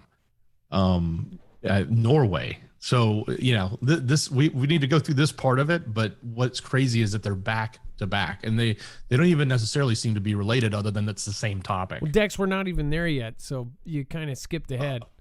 Oh, I know. I don't skip ahead. I can't believe the fact that this is coming out as being a potential threat, and we've seen it happen in the past, and boom, it's happening right now. But what I'm saying is that France, that was just a few months ago, and now that was separate. That was separate from the other incident where there was a cable that had this detector that would detect Russian submarines, or in a sense, it would detect any of them. And now we have back-to-back things on this. If we do that would be one of the first things. Dex, wouldn't you think that would be one of the first steps? They would want to. I guess it would be a multi-layered. We know thing. It's a priority for their subs is to have the positions mapped out and to know exactly where to cut. They're going to cut the fiber lines or the data lines. They're going to cut power lines. They're going to cut other communication lines. This is part of the conflict, right? When it happens, there's all sorts of strategy that goes on, and those subs, if they're not launching nukes, that they're going to be cutting those lines, and we know they have that tech. We've seen them do it before, and I'm certain we have it too. But that's probably one of the first things you're going to see happen, and we've noticed that these little things have just happened here and there, and we even saw. Some interesting things on the West Coast that happened that weren't necessarily a cut, but they still haven't figured out, what dragged a pipeline so far to cause it to break, right? And, of course, they suspect an anchor, but it could have been something else, right? Yeah. I mean, and then the sub hunters that have been out, the planes that have had weird flight patterns that a lot of the Fugel fam have been watching on flight radar when we see these things flying around, and there's never that's the thing. You can see this year has been significant for sub hunting on the East and West Coast. Yep. We even talked about they invested even more on the East Coast, and we know from our Fugel fam, I think it was Rip Curl and others that track those planes, the Poseidons that are going out, that they're all up and down, the West Coast right now, just sub hunting left and right. Oh, it's a trip. So we're watching this play out. We're following it. If you have just joined us, again, it looks like a couple hundred just joined us. Remember, make sure to hit that subscribe button. A lot of you are not subscribed. If you find value in this content, please share it with a friend and family. Again, that's the only way we're recommended to others. It's through you. It's a physical person. It's not like in the movie Wreck-It Ralph where there's somebody with a pop-up showing us. It's you physically telling somebody about us. So thank you, everybody that does that. So going on about that, there are major sources saying that it is a threat. Speaking to the Times in his first interview since assuming the role, this is a former head of Royal Navy, said there had been a phenomenal increase in Russian submarine and underwater activity over the past 20 years. He said that meant Moscow could put a risk and potentially exploit the world's real information system, which is undersea cables that go all around the world. That is predominantly all of the world's information and traffic travels. Russia has grown the capability to put that threaten those undersea cables and potentially exploit those undersea cables, potentially even get into them and do other things to them. Navy has been tracking Russian submarine activity with a collision between the HMS Northumberland. This is what I covered the other day. This just came out that in 2020 it was scrambled to go track a sub, and what ended up happening is the cord that was underneath it, this tracking, they released a sonar, dragged across the front end of the Russian submarine and damaged it. So they were right on top of it. This was an accident. They didn't even know it was under them. They dropped it, and they literally hit the damn sub. It says the collision in December 2020 was filmed by a documentary crew from Channel 5 who were working on a television series called Warship Life at Sea. In his interview, Ratikin said that the UK needed to develop hypersonic missiles to keep up with the military competition. It says he highlighted Russia's hypersonic and long-range missile capability as a threat and Britain's comparative capabilities as a weakness. We haven't got them, and we must have, he said. So major people are saying that they're behind. Not good. And then underwater sea cable connecting Norway with Arctic satellite station has been mysteriously severed. Okay, this isn't the first, people. This is getting serious. These are serious cables that are being chopped or cut or whatever the hell is going on. It says the cables run through a highly strategic stretch of water near where the Barents and Norwegian Sea meet. This is very creepy. It says an undersea fiber optic cable located between mainland Norway and Svalbard archipelago in the Arctic Ocean has been put out of action in a still mysterious incident. The outage on the subsea communications cable, the furthest north of its kind anywhere in the world, follows an incident last year in which different cables linking an underwater surveillance network off the Norwegian coast were severed. A story that we covered in detail at the time. In fact, we covered that in detail at the time. The latest disruption involves one of two fiber optic cables that enable communications between the Norwegian mainland and the Norwegian-administered Svalbard that lies between the mainland and the North Pole. That outage occurred on the morning of January 7th, but the first widely reported yesterday. The extent of the damage is not clear from the official press release from Space Norway, the country's space agency, which maintains the cables primarily in support of the Svalbard satellite station, or Svalsat, and of course, but it is significant enough to be expected, require services of an ocean. So remember, that cable had a big part in their actual satellite communications. If they are about to do something, remember, they said in February or in January that this would all kick off. So is this in preparation? Because they can't just fix this overnight. They can't just throw in a new one. These are underwater sea cables. It takes specialists. It takes teams. It takes vehicles. It takes divers. This is big. Something is going on. We've got a ground stop, underwater sea cables going down. You have possible missile launches. You have rockets going around the planet. We have fractional orbital bombardment systems going off. I mean, what in the hell is happening here? This is why we're telling you to get your ducks in a row. And now people, even the skeptics, are like, okay, maybe I should go get some stuff. All right, and then let's get Sue on before we talk about this guerrilla war exercise in North Carolina. Before we get the caller on, I do want to remind you, if you do want to stock up and get your ducks in a row, the prices on this stuff only go up. Again, we are actually with My Patriot Supply. Luckily, they have been really great about keeping their prices low. This is the best food I have tasted, and I tasted, again, multiple companies before we picked My Patriot Supply. I ate a 7-year sample, and it was amazing. 7 years old, and it was absolutely great. Again, make sure to go over to marfooglenews.com/prep. If you can, make sure to use that link, and you will end up helping support us. And there is now a discount on the 4-week supply. Before, it was only the 3-month. They're not going to keep discounts like this around for long. All of these companies, every company that has any kind of long-term survival food, they are all in high demand right now. Along with generator companies, with any kind of thing like this, it's just going crazy right now. And that should tell you something all in itself. If you want to get long or short-term survival food, if you do not have a water filtration system, you should. They say that if our power went out here in the United States, and this goes for pretty much anywhere, 90% of us would perish. And that's not because we would all, go at each other's necks, and it won't be a how it ends scenario taking each other out. That will happen too, but 90% of us would perish because we would not have drinkable, potable water.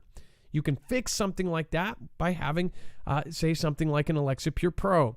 They have a one-stop shop there. You can get anything and everything you can think of. You can get, of course, your bucket stored food. You can get your MREs. You can get all sorts of stuff.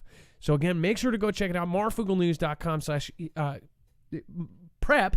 And then, of course, make sure that you end up using that link, and it will help us out, and it will help you out.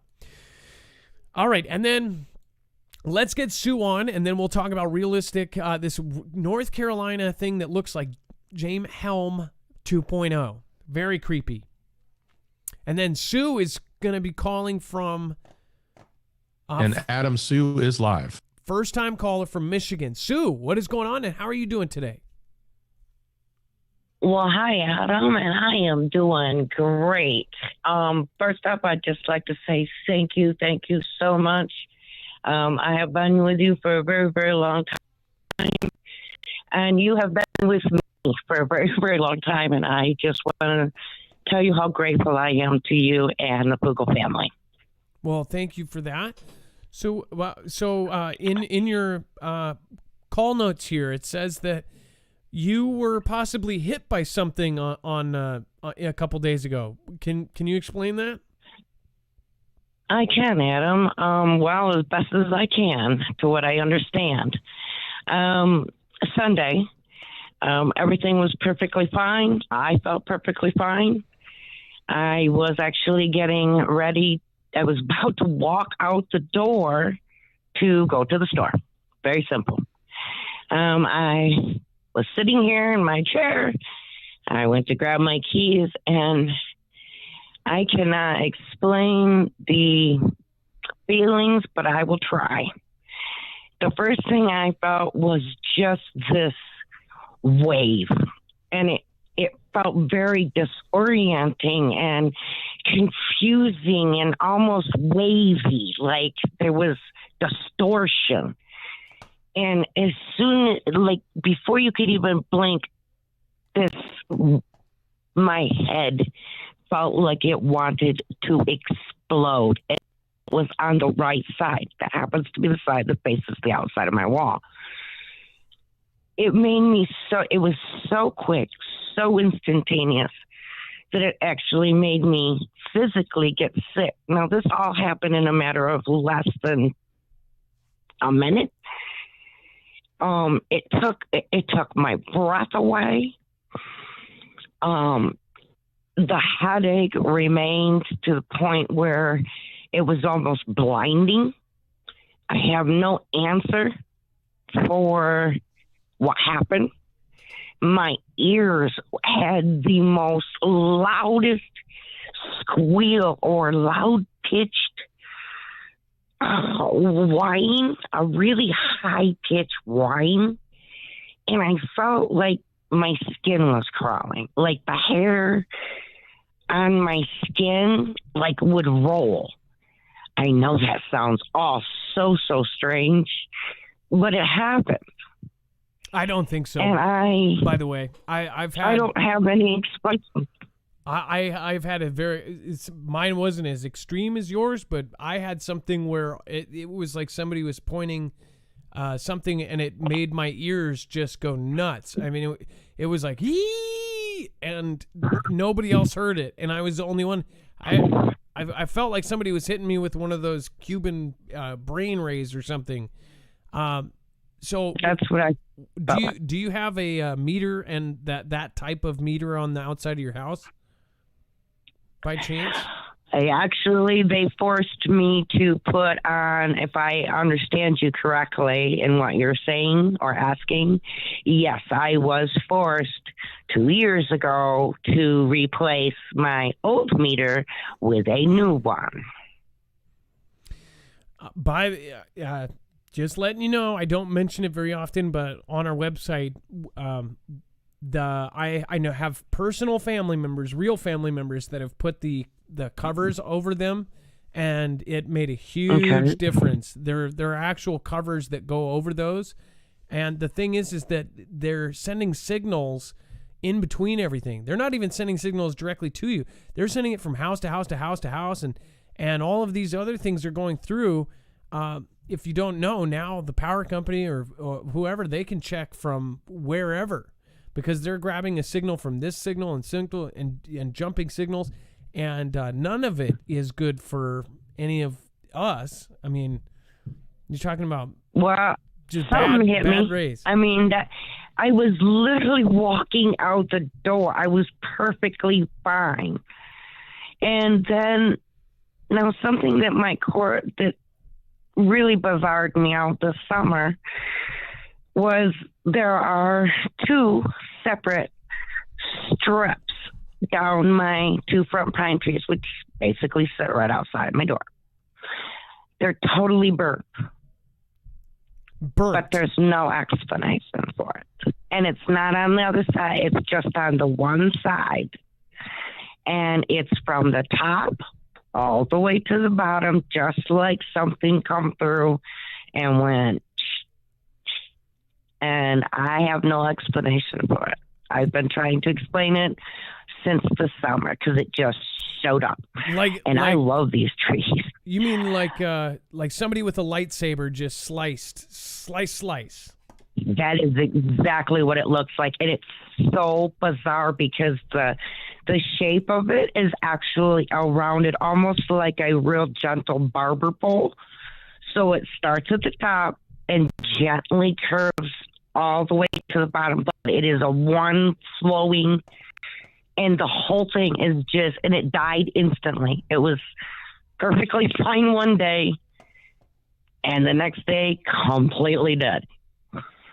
Gosh, that is really... I have no explanation for it. Really weird, Sue. Is there one of those home boxes, those new boxes near it? I'm sorry, could you repeat yourself, please? Is there any boxes by it? Now they say that the new generation of stuff, they have to put it almost every other house because it can't go very far, and it can't go through trees and things. So do you know if they have any of those big antennas or the big ground boxes that they're starting to put in? Oh wow. I would check. Yes, and on top of that, I live right behind a water tower that they are now using. That never occurred to me. Yeah, I would go outside and look and take pictures if you can of this tree. In fact, I would love for you to call back in with pictures. Just take some cell phone pictures and then see if there's something right next to it in that direction. If you're the tree and somebody There is. There's Came a up to your box. chest. Right? I see that. Oh my goodness. So go out and take pictures Oh of my. that, and then call me back on the next call-in show in 2 days. I'd love to see the pictures Yes. of that. I will. Oh my gosh. Oh my gosh. Oh my. Can you see it right now? Wow. What are they doing to us? Exactly. Well, Sue, Wow. Sue, thank you for calling in, and it was so nice meeting you. It's your first time call. Don't make it your last. Will you go out? Well, if I'm right, will you take pictures and call me back? I'm going to anyways, whether we're right or not. Something happened to me. I would love. Well, and I would love something to happened. see the tree as well, and maybe that's all related. Maybe it's all one and the same. Maybe you're too close to something. I never put it together. Wow. Thank you, Adam. Thank you. Get the cover. God bless you, Adam, and God bless you, Dex, and the Fugel family. Well, God bless you as well, and thank you so much. And make sure to since it sounds like you will, throw a prayer in for Elise. She just lost her sister, and then Florida Patriot 71. We lost her about a month ago. Throw in a prayer for her as well as while you're doing it. Thank you so much, Sue. It's already been done, Adam. It's already been done. All right. Well, thank you, and you're old school Fugel fam, so keep it that way, and stick around, and please make sure to take our channel and share it to as many people as you can. Thank you, Sue. You know I do. Thank you. All right. Have a great night. Be safe. Bye-bye. Be prepared. All right. And that was Sue. So this is crazy. So this is realistic warfare exercises to be fought across rural North Carolina counties. Army warns. Now, they're warning because they say that the neighbors will hear live fire and they may see flares. Listen to this. It says a realistic guerrilla war will be fought across 24 North Carolina counties. So, by the way, this isn't just like a big field where they're, playing pretend. This is across 24 counties. This is a massive thing. It says with young soldiers battling seasoned, quote, freedom fighters. Who does that sound like? These aren't military, they're freedom fighters. According to the U.S. Army, it says the 2-week unconventional exercise will be staged January 22nd through the February 4th, so watch those days, on privately owned land. And it will be realistic enough to include the sounds of gun blanks and flares. The U.S. Army John F. Kennedy Special Warfare Center and School said in a news release. Exact times, locations, and exercise specifics are not provided. You know, one other thing, though, have you ever seen the movie The Pest, where the rich people hunt? Where they hunt hunt people? Or what's the new movie? The new movie was the one where they hunt the T-Man supporters, or affectionately, in the fake world, that. Dex, do you remember which one that was? Where it's got what's her face in it from Kill Bill? Oh man, I know the chat's probably already buzzed it in by now. Let me pop over.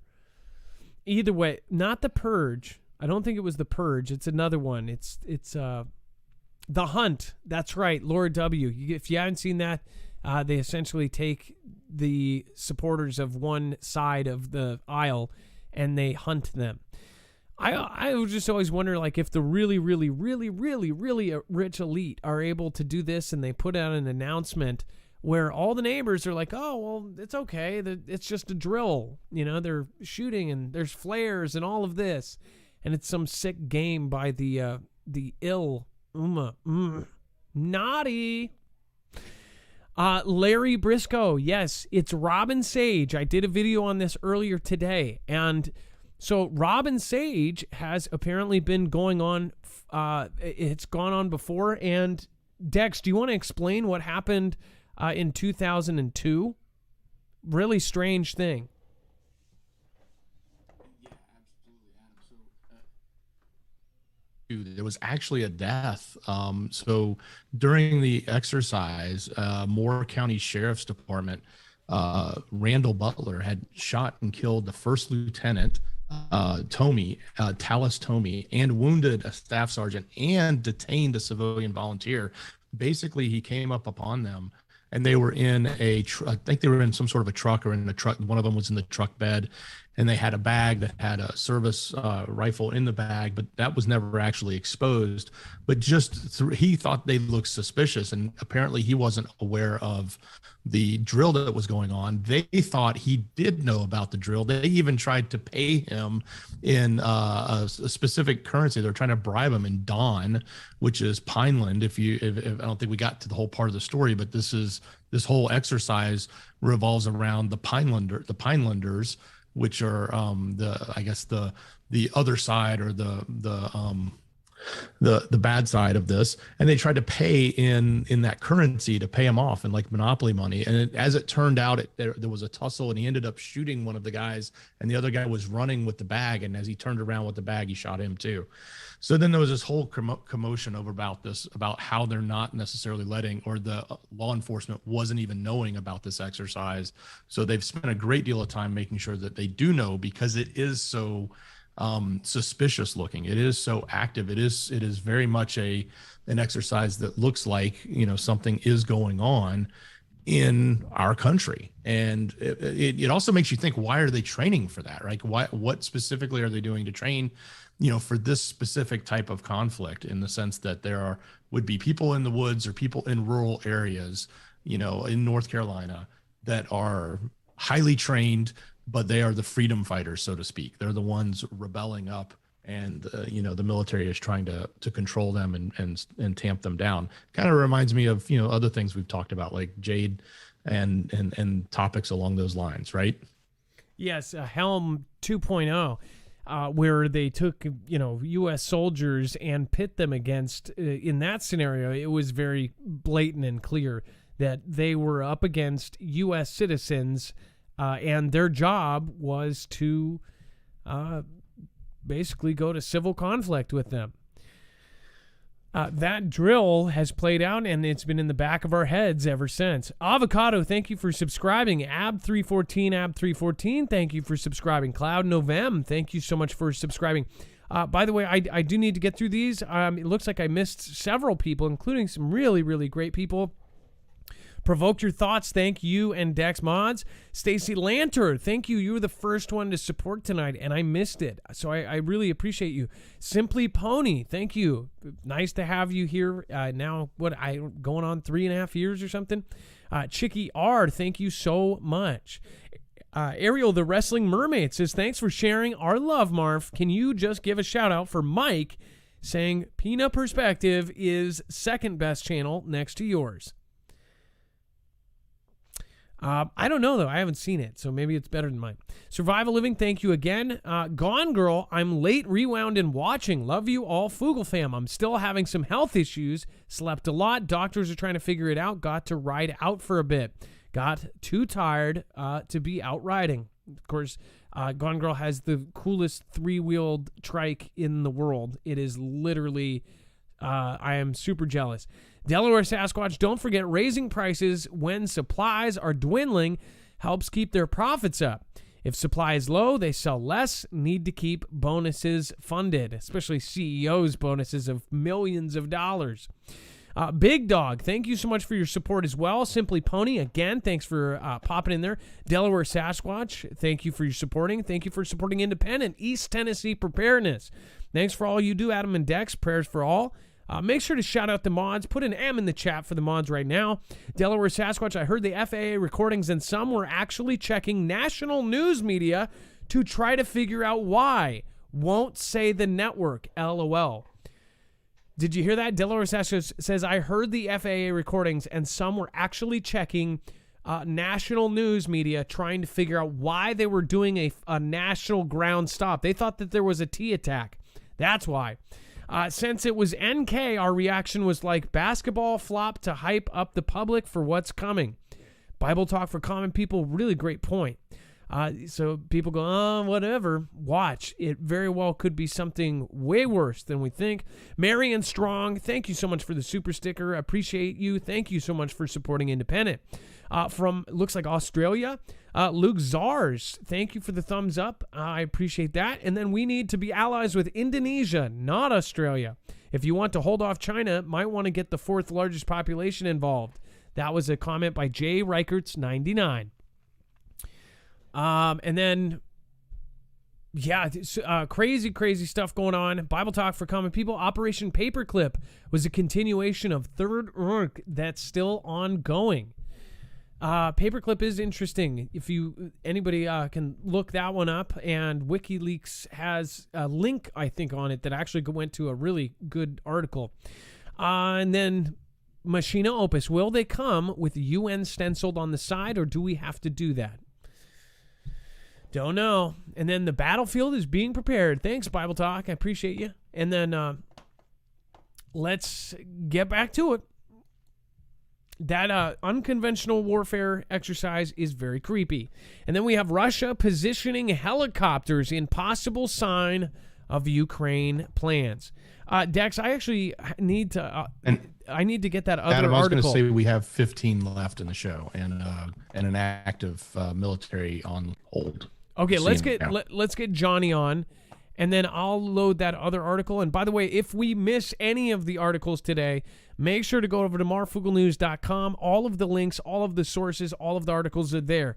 If this show cuts off for any reason, make sure to jump over to Marfoogle Jams. It's also where the shoutro and the music goes, but also if the show runs long, we go right into there. Or hop over to our DLive family. We already have an established family over there.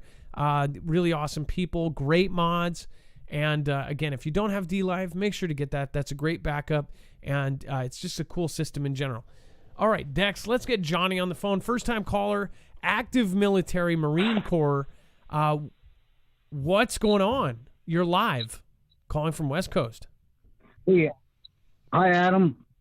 And hi, Marfoogle family. All right, so I'm a little bit nervous. I've been listening to your show a couple weeks here, and I've been active 23 years and been in a few different conflicts. So. All right, so what's going on? Don't be nervous. So what do you think of everything that's going on?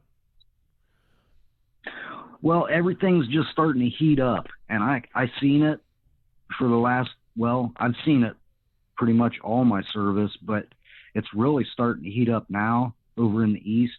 Well, it would be our west, but you know what I mean as far as saying the east. Yes. You can say east, China. East China Sea, South China Sea. We've got a few bases, and I'm not sure a whole lot of people know about them, but we have bases in the middle of nowhere. And have you ever heard of Diego Garcia? No, I don't think so. I mean, I don't have them all memorized, that's for sure. Pull that up on your computer real quick while we're talking. That's a huge base where they station multiple squadrons of the spirits. And I think you know what I'm saying when I say spirits. Yes. So. Beaches. Okay, so Diego Garcia is an island of the British Indian Ocean Territory and overseas territory of the United Kingdom. It is a militarized atoll just south. Let's see here. And so what's going on with that? It says that it's being upgraded.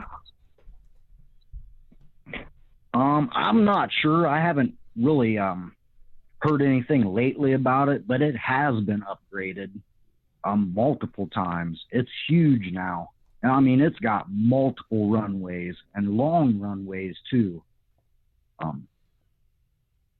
As far as I'm sure you've heard of Wake Island as well.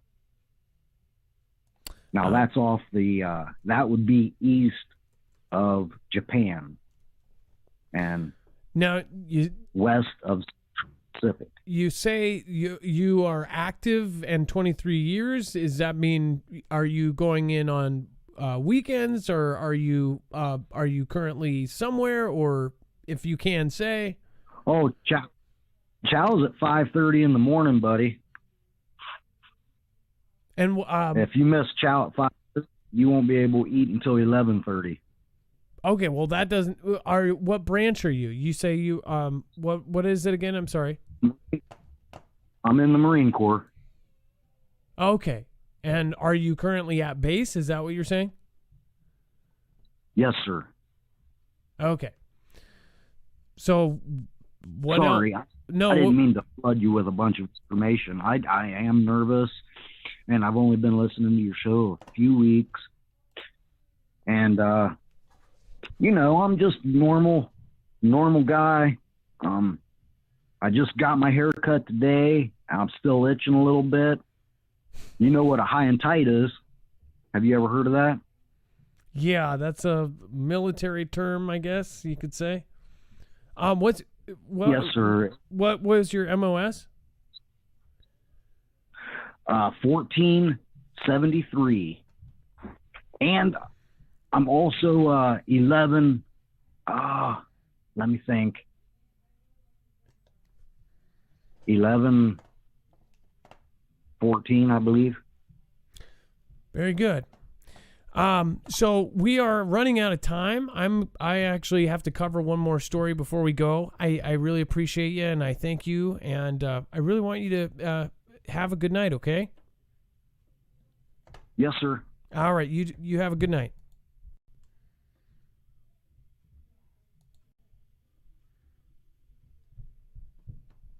Okay.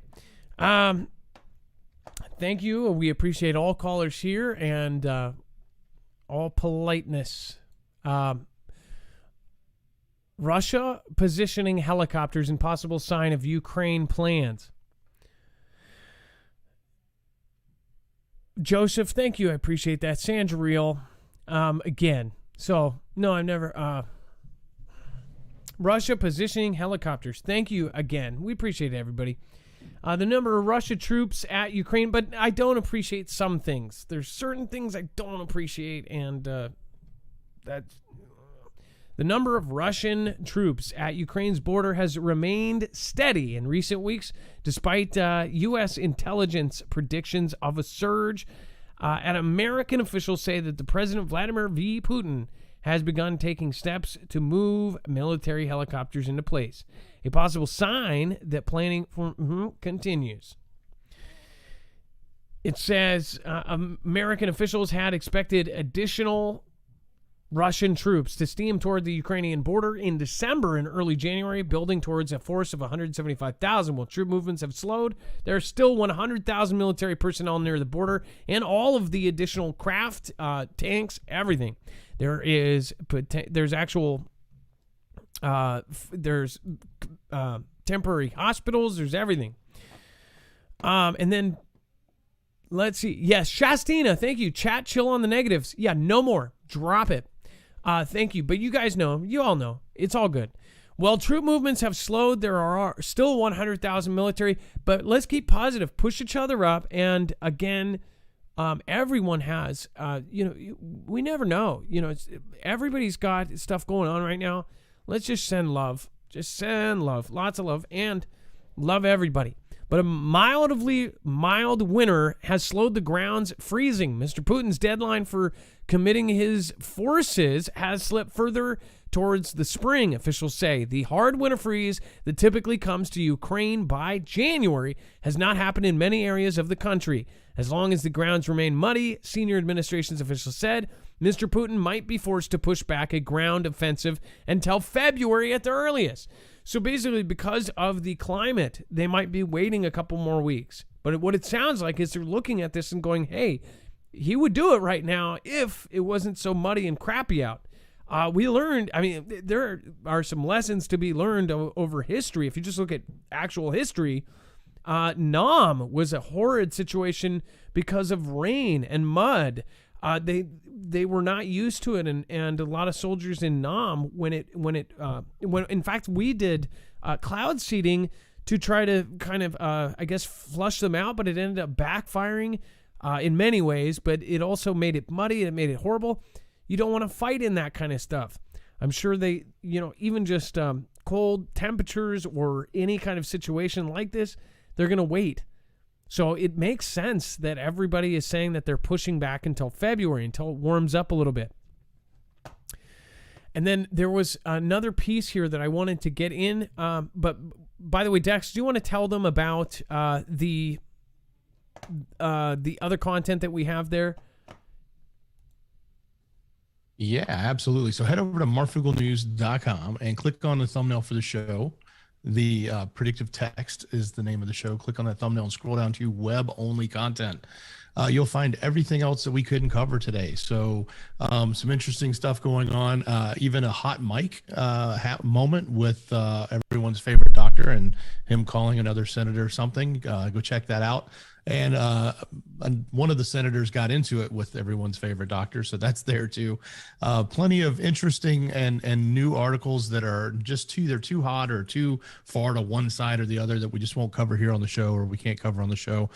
More information about Betty, and lots more happening in the world of even some of the stuff with NK and others. So go take a look, marfooglenews.com, click on the thumbnail for the show, scroll down to web-only content, and you will find everything else that we couldn't cover. It's like an entire show of information there, in addition to everything else we've already talked about today. And don't forget the caller information is down there. And if you're on YouTube, just open that description and click the first link called Show Notes. And I appreciate everybody here. Thank you, everybody, for supporting. If I again missed you in the beginning, I hope you ended up watching all the way through. I did get some people very, very late in the show that were supporting early in the show. I appreciate you. Thank you so much. John Burnham, thank you so much. Major info for the fam. Let's see if I can see the rest of that message.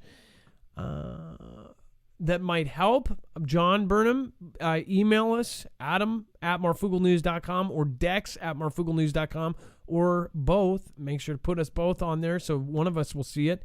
Bible Talk for Common People, again, thank you. Luke Zars, Jay Reichertz, Gone Girl, and of course, thank you, Delaware Sasquatch, massive supporters tonight. For Love of Country, thank you, everybody that has popped in tonight. Lisa K23 and Zippy Moons. Zippy Moons, you have continued to stick around for this long, and it really is appreciated that you have been here for that long. Stormblade X69, another one who has been back, and you keep coming back, and that I really appreciate you. Thank you for keeping that D-Live fam alive. Lisa K23, you are there every night. Thank you so much. Gem, thank you for modding every single night. Jammer and you are two of the most consistent mods we have, along with Chance Paladin. Thank you guys. I appreciate you. T-Man Red Pill, Divine 1122, Rapture Girl Now, Grotness, everybody over there. Thank you. Jordan B. Bear. Thank you, Brennan Henschel, Melissa Schumann. Thank you guys. The Approaching Storms, MRSA, everybody. Dex, thank you so much for your service tonight. Much love, brother. Great show. It is now time for a shoutro. It's not an outro. It's not a shout out. It's a shoutro.